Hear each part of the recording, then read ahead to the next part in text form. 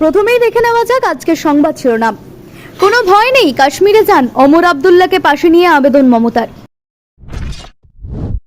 উড়িষ্যায় আটকে বাংলার 16 জন পরিযায়ী শ্রমিক, মুখ্যমন্ত্রীর দ্বারস্থ পরিবার। গোষ্ঠীদ্বন্দ্বে উত্তপ্ত শীতলকুচি, বিধায়ক বরেন বর্মনের গাড়ি ঘিরে বিক্ষোভ। টানা বৃষ্টির মাঝে 86,000 কিউসেক জল ছাড়ল ডিভিসি। প্লাবিত ঘাটালের বিস্তীর্ণ এলাকা, ঘটনাস্থলে মানুষ। নাবালিকাকে ধর্ষণ করে খুন, দোষী 3 জনের ফাঁসির আদেশ পক্সো আদালতে। উনি দুর্গাপূজা করেন, ফিরহাদ হাকিমকে তো আমি নামাজি হিন্দু বলে জানতাম। প্রতিটি জেলায় হবে শপিং মল, 1 টাকায় মিলবে জমি, শিল্পান্নর উদ্বোধন মঞ্চে ঘোষণা মুখ্যমন্ত্রী। ফের বিজেপিতে ভাঙন, 17টি পরিবার তৃণমূল কংগ্রেসে যোগদান করলেন। ছত্তিশগড়ে আত্মসমর্পণ 13 জন মাওবাদীর, 9 জনের মাথার দাম ছিল 28 লক্ষ টাকা। সরছে নিম্নচাপ, কিন্তু আপনার কপালে চিন্তা থাকছেই কেন? এবার আসছে বিস্তারিত খবরে। পেহেলগাঁও কাণ্ডের পর এই প্রথম পশ্চিমবঙ্গে এসেছেন জম্মু কাশ্মীরের মুখ্যমন্ত্রী ওমর আব্দুল্লাহ। পেহেলগাঁওয়ের নারকীয় জঙ্গি হামলার পর পাকিস্তানের হামলায় ক্ষতিগ্রস্ত কাশ্মীরের বিভিন্ন এলাকা ঘুরে দেখার জন্য প্রতিনিধি দল পাঠান মুখ্যমন্ত্রী মমতা বন্দ্যোপাধ্যায়। মমতা বন্দ্যোপাধ্যায়কে সে ব্যাপারে কৃতজ্ঞতা জানিয়েছেন ওমর আব্দুল্লাহ। পরে তাকে পাশে নিয়ে এই বৃহস্পতিবার সাংবাদিকদের মুখোমুখি হয়েছিলেন মুখ্যমন্ত্রী। মমতা বন্দ্যোপাধ্যায় এদিন বলেন, আমি পুজোর পর কাশ্মীরে যাওয়ার চেষ্টা করব। আমাদের পর্যটকদেরও উচিত কাশ্মীরে যাওয়া, কোনো ভয় নেই। আরো বেশি সংখ্যক পর্যটক যাতে কাশ্মীর যেতে পারে তা নিশ্চিত করার জন্য ভারত সরকার কি পদক্ষেপ করতে হবে। এবার রাজ্যের মন্ত্রী তথা কলকাতার মেয়রকে বিরাট চ্যালেঞ্জ ছুড়ে দিলেন বিরোধী দলনেতা শুভেন্দু অধিকারী। যে আসনে 60% বেশি হিন্দু ভোটার রয়েছে, সেখানে ভোটে দাঁড়ালে ফিরহাদ হাকিমকে গোহারা হারানোর চ্যালেঞ্জ নিলেন নন্দীগ্রামের বিজেপি বিধায়ক। তিনি এদিন বলেছেন, ফিরহাদ হাকিমকে বলুন তো, যেখানে 60% বেশি হিন্দু আছে সেখানে দাঁড়ান। ও তো বন্দরে গিয়ে দাঁড়ায়, যেখানে 75% মুসলমান। ওকে বলুন হিন্দু সিটে গিয়ে দাঁড়াতে। ওকে চ্যালেঞ্জ করছি যে আসনে 60% বেশি হিন্দু ভোটার আছে সেখানে দাঁড়াতে। তারপর ওকে বুঝিয়ে দেব ও কি করে যেতে আমিও দেখব। ভিন রাজ্যে গিয়ে ফের বিপাকে বাংলার পরিযায়ী শ্রমিক। এই মুহূর্তে উড়িষ্যায় আটকে রয়েছেন 16 জন শ্রমিক। তারা সকলেই পূর্ব বর্ধমানের কেতুগ্রামের মৌগ্রাম পঞ্চায়েতের চরসুজাপুর গ্রামের বাসিন্দা। পেটের টানে ভিন রাজ্যে গিয়ে কার্যত বিপাকে পড়তে হয়েছে তাদের। এই 16 জন পরিযায়ী শ্রমিককে উড়িষ্যায় আটকে রাখা হয়েছে বাংলাদেশি সন্দেহে। ঈদের পর কাজের খোঁজে উড়িষ্যায় গিয়েছিলেন তারা। শুধু এই 16 জন নন, গিয়েছিলেন একই গ্রামের প্রায় 100 জন শ্রমিক। তাদের মধ্যে থেকে বেছে বেছে 16 জনকে আটকে রাখা হয়েছে বলে দাবি। বাংলা সরাসরি অভিযোগের আঙ্গুল তুলেছে স্থানীয় প্রশাসনের দিকে। তাদের মধ্যে থেকে একজনের প্রাণের ঝুঁকি নিয়েও বাড়িতে খবর দেন। তারপর থেকে ঘটনার কথা জানাজানি হয়। ফলে তারপর থেকে শ্রমিকদের পরিবারে নেমে এসেছে দুশ্চিন্তার কালো মেঘ। টাকার দরকার নেই, ঘরের মানুষ ঘরে ফিরে আসুক, এই প্রার্থনা এখন তাদেরই।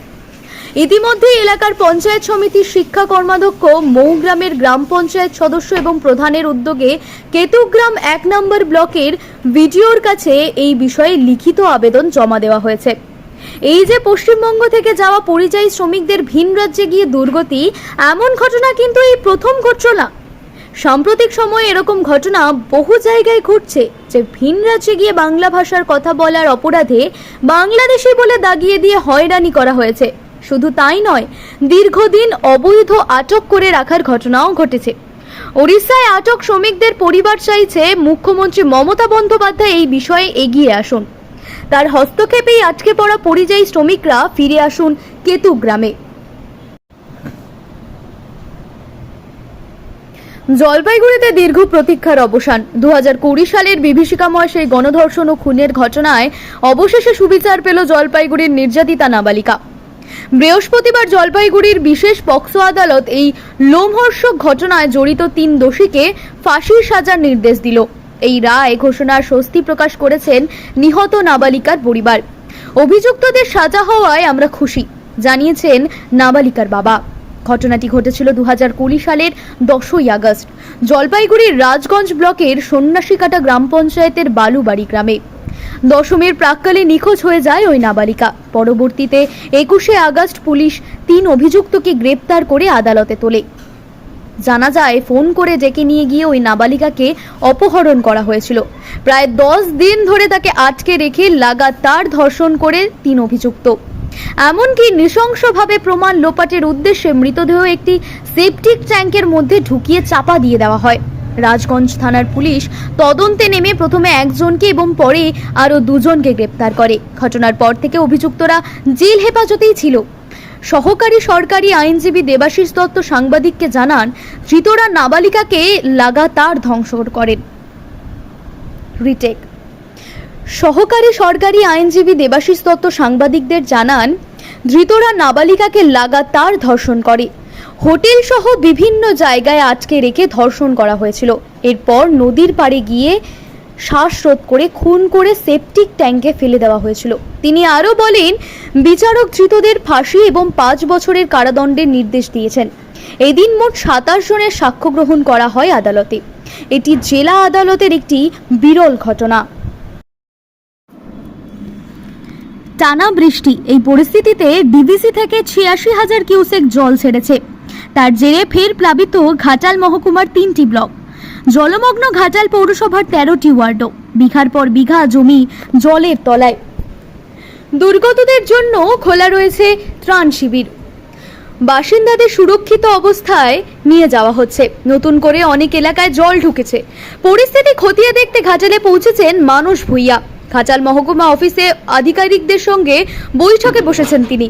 আজ বৃহস্পতিবার ঘাটালে হালকা বৃষ্টির পূর্বাভাস রয়েছে। বৃষ্টিও হয়েছে। ডিভিসির ছাড়া জলও লাগাতার বৃষ্টিতে ফুসছে কংসাবতী, শিলাবতী, রূপনারায়ণের মতো নদীগুলি। জল বিপদসীমা ছুঁয়েছে। একাধিক এলাকায় নতুন করে জল ঢুকেছে। চন্দ্রকোনা 1 ও চন্দ্রকোনা 2 ব্লকও ঘাটালের একাধিক মৌজা জলের তলায়। ঘাটাল ব্লকের 4টি গ্রাম পঞ্চায়েত প্লাবিত হয়েছে। আরও কয়েকটি গ্রাম পঞ্চায়েতে জল ঢুকেছে। চন্দ্রকোনা 1 ও চন্দ্রকোনা 2 ব্লকের পরপর কয়েকটি মৌজায় জল ঢুকেছে। প্রশাসনের তরফে কন্ট্রোল রুম খোলা হয়েছে। দপ্তরগুলিতে হাই অ্যালার্ট জারি করা হয়েছে। ঘাটালের মহারাজাপুর এলাকায় ত্রাণ শিবির খোলা হয়েছে। জনসাধারণের যাতে কোনো অসুবিধার মধ্যে পড়তে না হয় সেই ব্যবস্থা করছে প্রশাসন। দলের রাজ্য সভাপতির দায়িত্ব পাওয়ার পর থেকেই মুসলিম ভোট ব্যাংককে কাছে টানতে চেষ্টা চালিয়ে যাচ্ছেন শ্রমিক ভট্টাচার্য।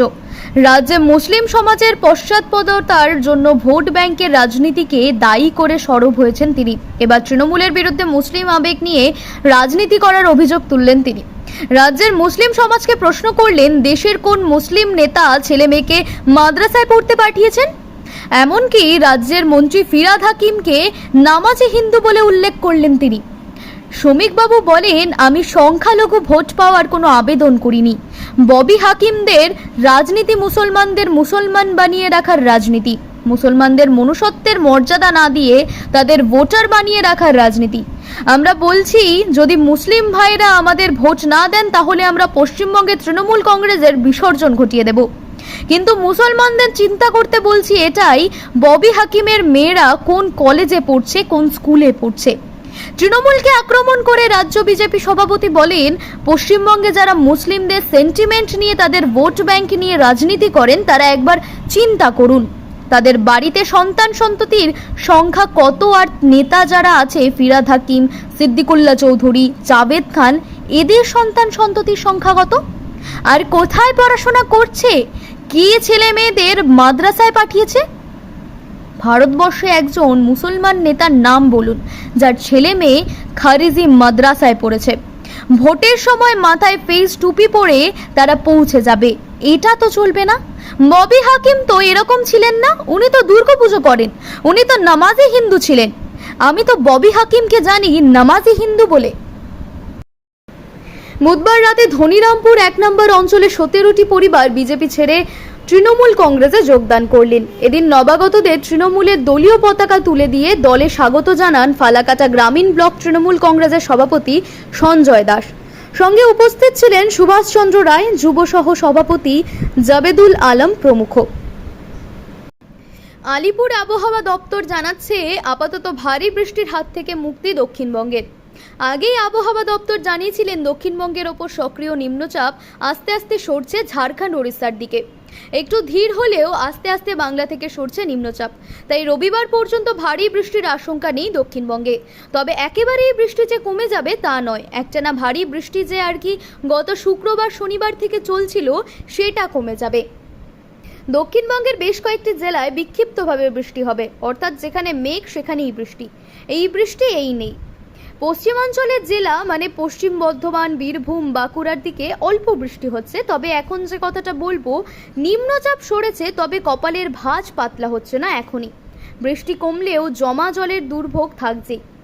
পশ্চিমের একাধিক জেলায় নদীর জল উপচে প্লাবন। ঝাড়খণ্ডে নিম্নচাপ সরছে, ফলে সেখানে বৃষ্টি বাড়বে। ফলে ডিভিসি জল ছাড়ার পরিমাণ বাড়বে, জল বিপত্তি আরও বাড়তে পারে। বৃষ্টি কমায় বাড়বে আর্দ্রতাজনিত অস্বস্তি, ঘাম হতে শুরু করবে, দিন রাতের তাপমাত্রাও কিছুটা বাড়বে। সোমবার থেকে ভারী বৃষ্টির সম্ভাবনা রয়েছে উত্তরবঙ্গে।